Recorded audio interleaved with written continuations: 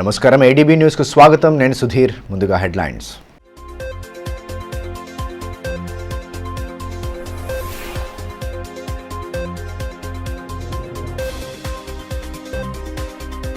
జిల్లాలో భక్తి శ్రద్ధల నడుమ ఈస్టర్ పండగ.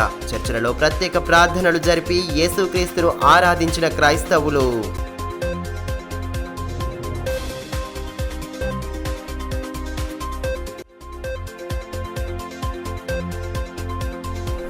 జలాశయాల్లో పూర్తిగా పడిపోతున్న నీటి మట్టం. మత్తడివాగు ప్రాజెక్టు అడుగంటడంతో ఆందోళన వ్యక్తం చేస్తున్న అన్నదాతలు. యాసంగి పంట సాగుకు తప్పని ఇక్కట్లు.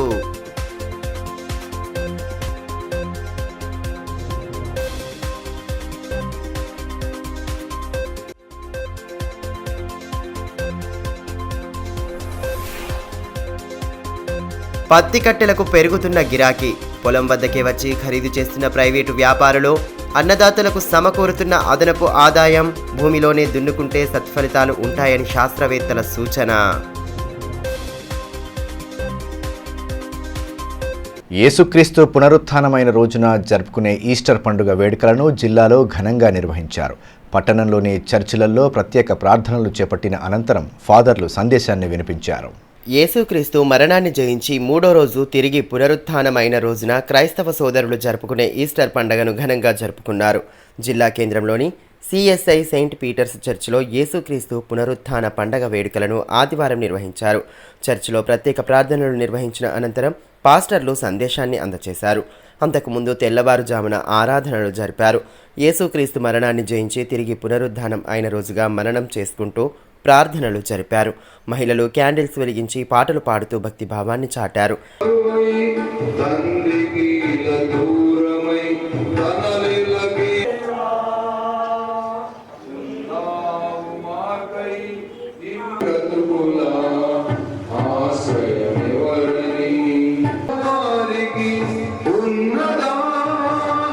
అనంతరం స్థానిక సంఘ కాపరి షామ్యూల్ వాక్య సందేశం ఇచ్చారు. మృత్యుపై విజయం సాధించిన యేసుక్రీస్తు లెక్కకు మించి అద్భుత కార్యాలు చేసి దైవత్వాన్ని చాటుకున్నారని వివరించారు. యేసు ప్రభువు చూపిన మార్గంలో శాంతి, సహనం, పరస్పర సహకార గుణాలతో వర్గాలు జీవించాలని సూచించారు.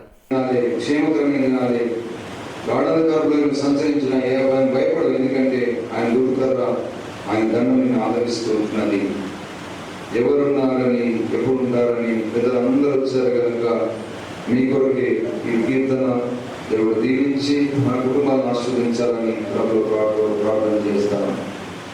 యాసంగి పంట సాగు చేస్తున్న రైతులకు జలాశయాల్లో నీటి మట్టం పడిపోతుండటం ఆందోళన కలిగిస్తోంది.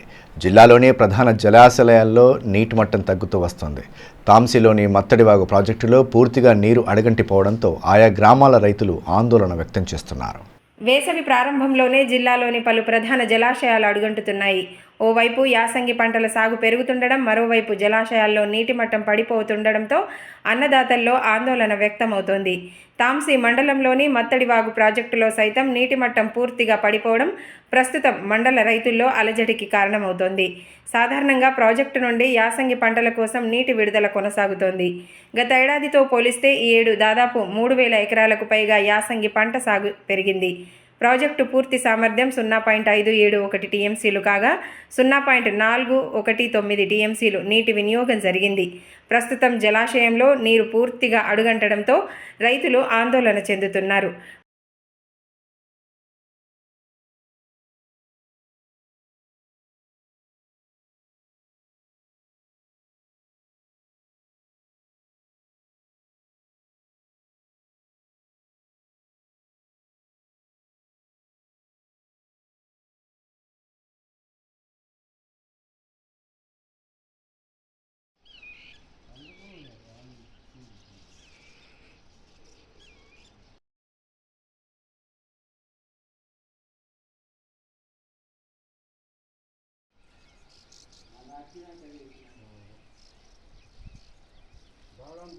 వడ్డాడి, బండల్నాగపూర్, జామిడి, సావర్గాం, ఘోట్కూరి, జమ్దాపూర్, పొచ్చర, కప్పర్ల, తాంసీ, హస్నాపూర్ తదితర గ్రామాలకు చెందిన రైతులు దాదాపు 8,000 ఎకరాలకు పైగా వేరుశనగ, సోయా, జొన్న, మొక్కజొన్న, నువ్వు, పెసర, శనగ, మినుము, కూరగాయల పంటలను పండిస్తున్నారు.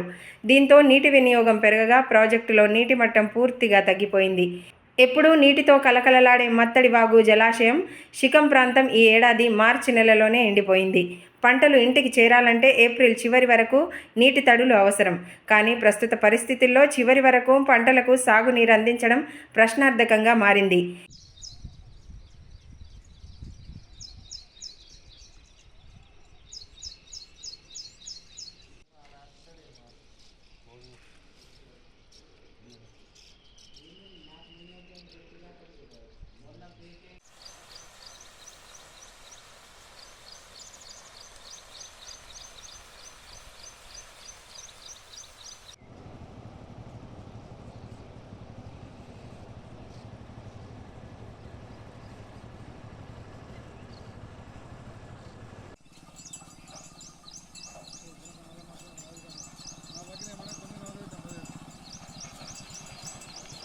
ఇటీవల కురిసిన వర్షం రైతుల్లో కొంత ఆనందాన్ని నింపినా 10 నుండి 15 రోజుల వ్యవధిలో మరో 1-2 వర్షాలు కురిస్తేనే గట్టెక్కే పరిస్థితులున్నాయి.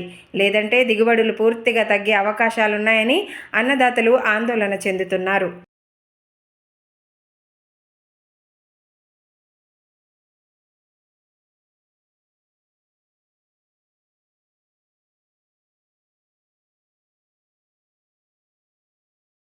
లోక్సభ ఎన్నికలను దృష్టిలో ఉంచుకొని పోలీసు యంత్రాంగం ముమ్మర తనిఖీలు చేపడుతోంది. అంతర్రాష్ట్ర చెక్పోస్టులతో పాటు పట్టణంలోని పలు ప్రధాన వీధుల్లోనూ విస్తృతమైన తనిఖీలను చేపడుతున్నారు.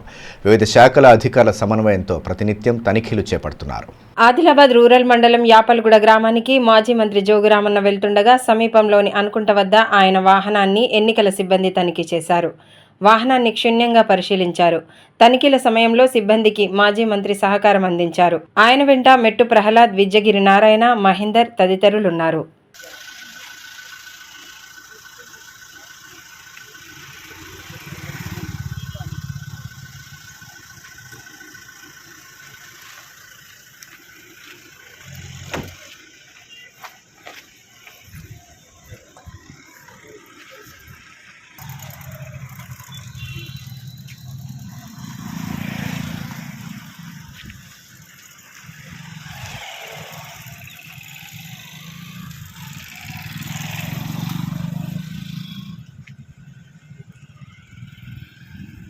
శ్రీ నవశక్తి దుర్గామాత ఆలయ ప్రాంగణంలో శ్రీ రుద్ర సహిత శతచండీ విశ్వశాంతి మహాయాగాన్ని నిర్వహించనున్నట్లు కిషన్ మహారాజ్ తెలియజేశారు. ఆదివారం భక్తులతో కలిసి కార్యక్రమాలకు సంబంధించిన గోడ ప్రతులను ఆవిష్కరించారు. ఆదిలాబాద్ జిల్లా కేంద్రంలోని దుర్గానగర్లో గల శ్రీ నవశక్తి దుర్గామాత ఆలయ ప్రాంగణంలో శ్రీ రుద్ర సహిత శతచండీ విశ్వశాంతి మహాయోగం నిర్వహిస్తున్నట్లు కిషన్ మహారాజ్ తెలిపారు. ఆదివారం ఆలయ ప్రాంగణంలో శతచండీ యాగ గోడ ప్రతులను భక్తులతో కలిసి ఆయన విడుదల చేశారు.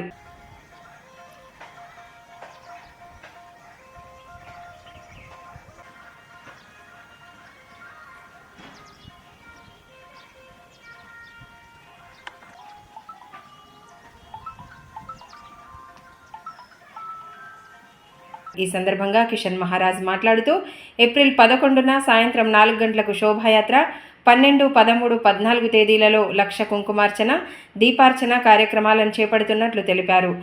ఆధ్యాత్మిక కార్యక్రమాలలో భక్తజనం పెద్ద సంఖ్యలో పాల్గొని అమ్మవారి కృపకు పాత్రులు కావాలని కోరారు.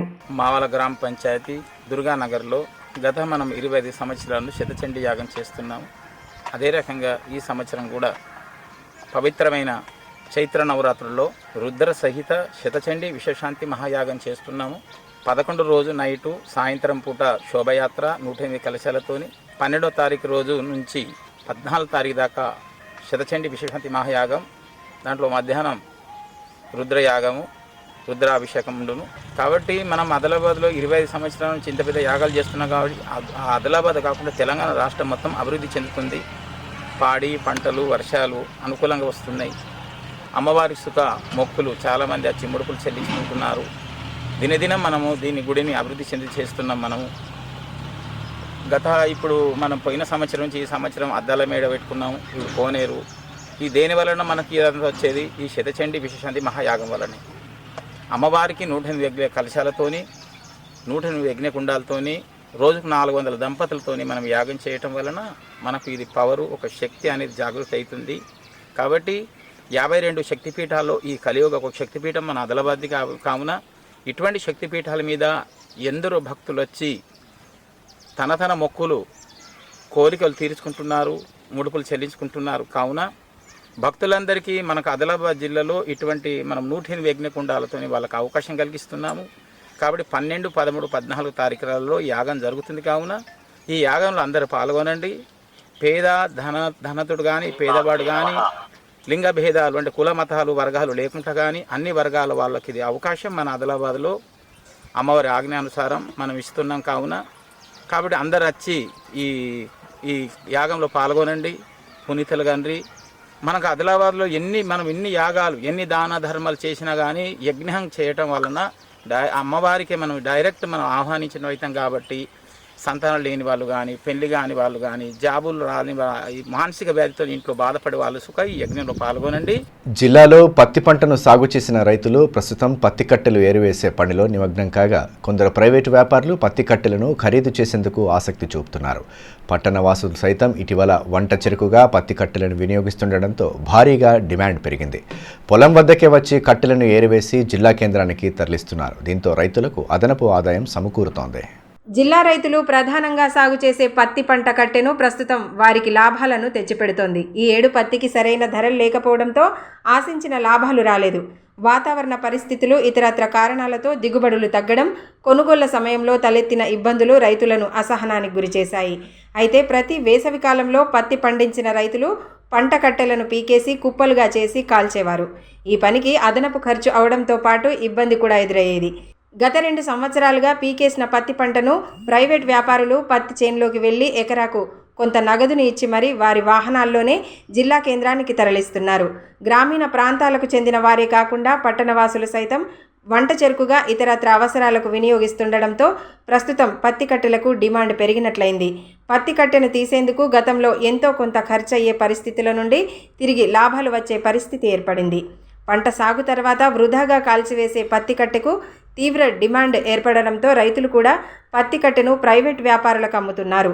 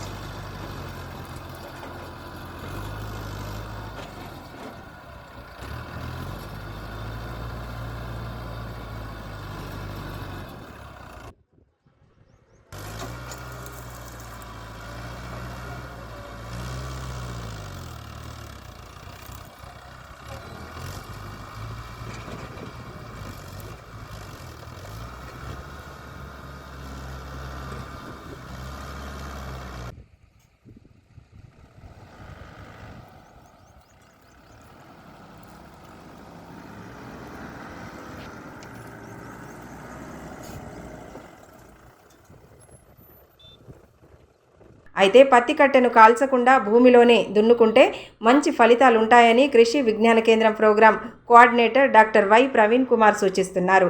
కట్టెలో ఉండే వివిధ పోషకాలు భూమికి ఎంతో మేలు చేస్తాయని చెబుతున్నారు. లేని పక్షంలో పత్తి కట్టెలను బ్రికెట్ పరిశ్రమలకు పంపించవచ్చని సూచిస్తున్నారు. ఆదిలాబాద్ జిల్లాలో దాదాపు 11 లక్షల ఎకరాల్లో మనకు వర్షాధారంగా ఎక్కువగా పత్తి సాగు చేయడం జరుగుతుంది. మనందరికీ తెలుసు, ముఖ్యంగా జనవరి మాసం తర్వాత పత్తి ఎప్పుడైతే ఏరేస్తామో దాని తర్వాత జనవరి నుండి ఏప్రిల్ వరకు వివిధ ప్రాంతాల్లో మనం చూసినట్టయితే రైతు సోదరులు పత్తి కట్టను కాలబెట్టడం అనేది సర్వసాధారణంగా జరుగుతున్నటువంటి ప్రక్రియ. సో మనందరికీ తెలుసు, ముఖ్యంగా ఈ పత్తి కట్టను కాలబెట్టినప్పుడు ముఖ్యంగా వాతావరణ కాలుష్యము, దాని ద్వారా పర్యావరణం కూడా దెబ్బతినడానికి అవకాశం ఉంటుంది.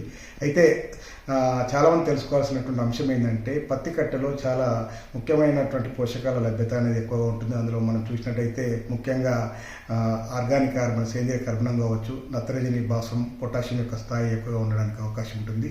సో రైతు సోదరులు వీలైనంత వరకు పత్తి కట్టను కాలబెట్టకుండా దానిని భూమిలో కలియదున్నుకోవడం వల్ల మనకి పోషకాల యొక్క లభ్యత అనేది పెరగడానికి అవకాశం ఉంటుంది. అయితే చాలామంది అదే కాకుండా మన ప్రస్తుత పరిస్థితుల్లో చూసినట్లయితే గులాబీ రంగు పురుగు యొక్క ఉధృతి కూడా మనకు చాలా ప్రాంతాల్లో ఎక్కువగా కనబడుతుంది. అటువంటి పరిస్థితుల్లో ఇప్పుడు ఆల్టర్నేట్గా మనం రైతు సోదరులకు వీలైనంత వరకు కలియదున్నుకోమని చెప్పడం జరుగుతుంది. అలా కాని పరిస్థితుల్లో రైతులకు మరొక ఆల్టర్నేటివ్గా కూడా ఈరోజు మన ఆదిలాబాద్ జిల్లాలో ఈ బ్రికెట్ పరిశ్రమ అనేది ఏర్పాటు చేయడం జరిగింది. అంటే ఈ పత్తి కట్టె మనం ఏదైతే ఫిబ్రవరి మార్చిలో పత్తి పూర్తిగా ఏరేసిన తర్వాత పత్తి కట్టెను ఏదైతే మనం భూమిలో కలియదున్నకుండా కాలబెడుతున్నామో అటువంటి పత్తి కట్టెను అంతా కూడా మనము ఈ పరిశ్రమకు తరలించడం ద్వారా వాళ్ళు దీన్నంతా కూడా ఒక బ్రికెట్స్ తయారు చేసుకొని దాన్ని మిగతా ఇండస్ట్రీలో ఎక్కువగా వాడడం జరుగుతుంది. సో దీనివల్ల ఏమవుతుందంటే మనకు ఏదైతే రైతు సోదరులు అన్ని ప్రాంతాలు కూడా ఈ కాలబెడుతున్నారో దాని యొక్క వాతావరణ కాలుష్యం తగ్గుతుంటుంది. రెండవది వాళ్ళు కూడా ఈ బ్రికెట్ పరిశ్రమ ద్వారా ఈ ముడి సరుకును వాళ్ళకి ఇవ్వడం ద్వారా ఆ రైతు కూడా ఎంతో కొంత ఆదాయం రావడమే కాకుండా మూడవది అత్యంత ముఖ్యమైనది ఏంటంటే రైతు సోదరులు ఈ ముఖ్యంగా పత్తి కట్టను చాలా ప్రాంతాల్లో కూడా వంట చెరుకుగా వాడడం జరుగుతుంది. అటువంటి పరిస్థితుల్లో అందులో ముఖ్యంగా గులాబీ రంగు పురుగు యొక్క కోశ దశలు ఎక్కువగా ఉండడం వల్ల కూడా దాని ఉధృతి అనేది మళ్ళీ తర్వాత పంటలో ఎక్కువ కనబడుతూ ఉన్నది. ఇటువంటి పరిస్థితుల్లో మనము ఈ బ్రికెట్ పరిశ్రమకు అంటే దాన్ని వంట చెరుకుగా వాడకుండా మనం వీలైనంత వరకు మనము ఈ బ్రికెట్ పరిశ్రమకు ఇవ్వడం ద్వారా గులాబీ రంగు పురుగు యొక్క ఉధృతిని తగ్గించడం ద్వారా కూడా పత్తి దిగుబడిని పెంచుకోవడానికి అవకాశం. 8 ఎకరాల భూమి కౌలుకి వేస్తాము. గతంలో పత్తి పెట్టింటిమి, దాన్ని వీకేసి పీకిన పత్తిని కట్టెని తీసుకుపోతానికి వచ్చారు. దాన్ని అమ్మేస్తాను. పక్క చేను వాళ్ళు కూడా అమ్మేసింది కాబట్టి మేము కూడా అమ్మేస్తాము. ఆదిలాబాద్ రూరల్ మండలంలోని బంగారుగూడ మండల పరిషత్ ప్రభుత్వ ప్రాథమిక పాఠశాల వార్షికోత్సవ వేడుకలను శనివారం ఘనంగా నిర్వహించారు.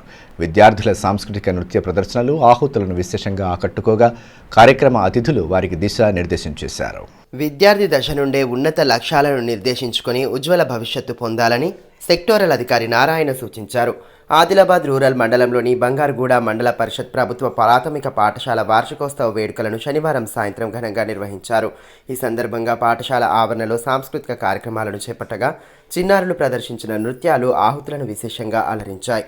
సినీ గీతాలకు తగ్గట్లుగా విద్యార్థులు చేసిన నృత్యాలు ఆకట్టుకున్నాయి. పాఠశాల ప్రధానోపాధ్యాయులు ఎం అశోక్తో పాటు ఉపాధ్యాయులు, స్థానికులు పాల్గొన్నారు.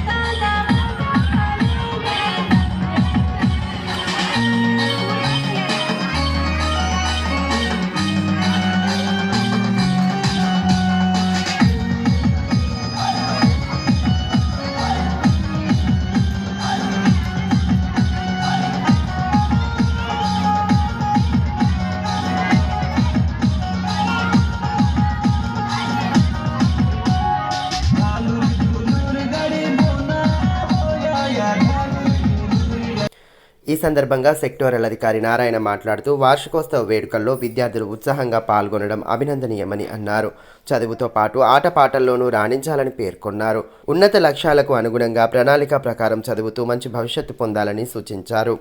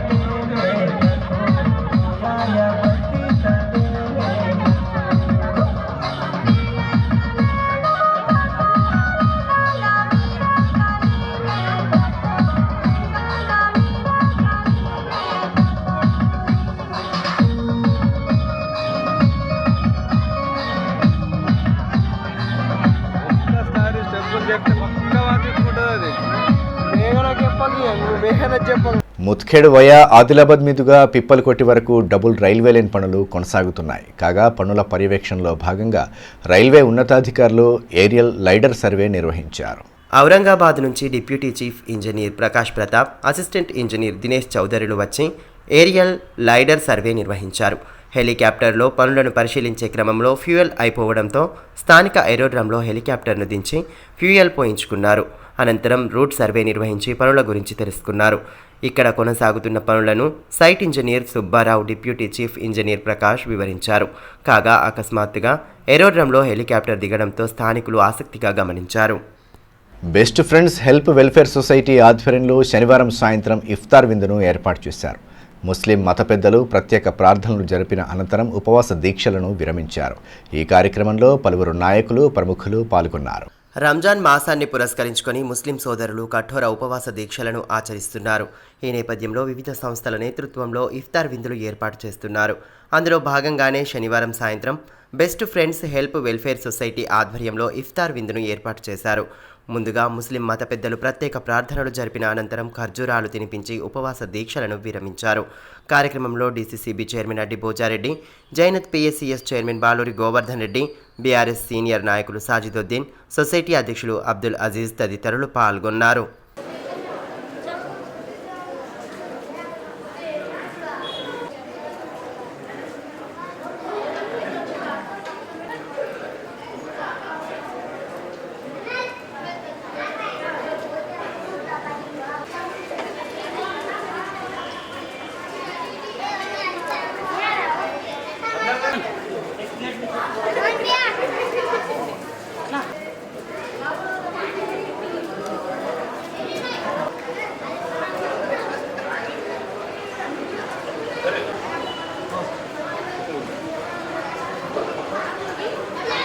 సమాజ హితం కోరుతూ పలు స్వచ్ఛంద సంస్థల నేతృత్వంలో విస్తృత సేవా కార్యక్రమాలు నిర్వహిస్తున్నారు.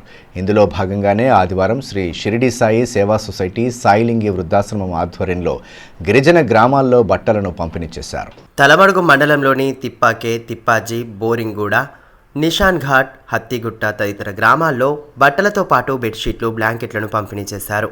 కార్యక్రమంలో పసుపుల రాజు, కిషన్ పటేల్, చందు పటేల్, అవినాష్, భగవంతరావు, చిన్ను పటేల్ తదితరులు పాల్గొన్నారు.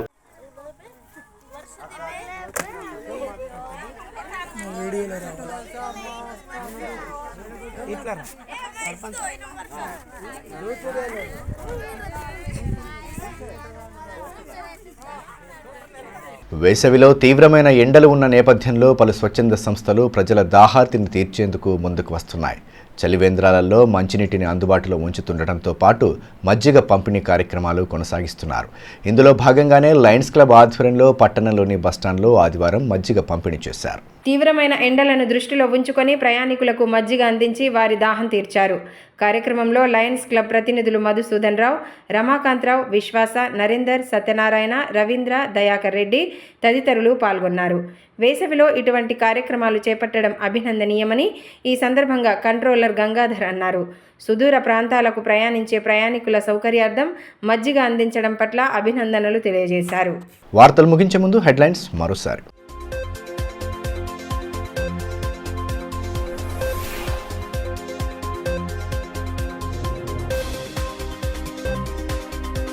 జిల్లాలో భక్తి శ్రద్ధల నడుమ ఈస్టర్ పండగ. చర్చిలలో ప్రత్యేక ప్రార్థనలు జరిపి యేసుక్రీస్తును ఆరాధించిన క్రైస్తవులు.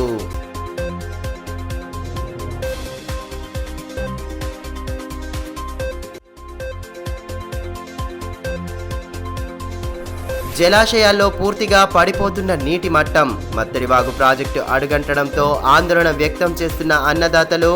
యాసంగి పంట సాగుకు తప్పని ఇక్కట్లు.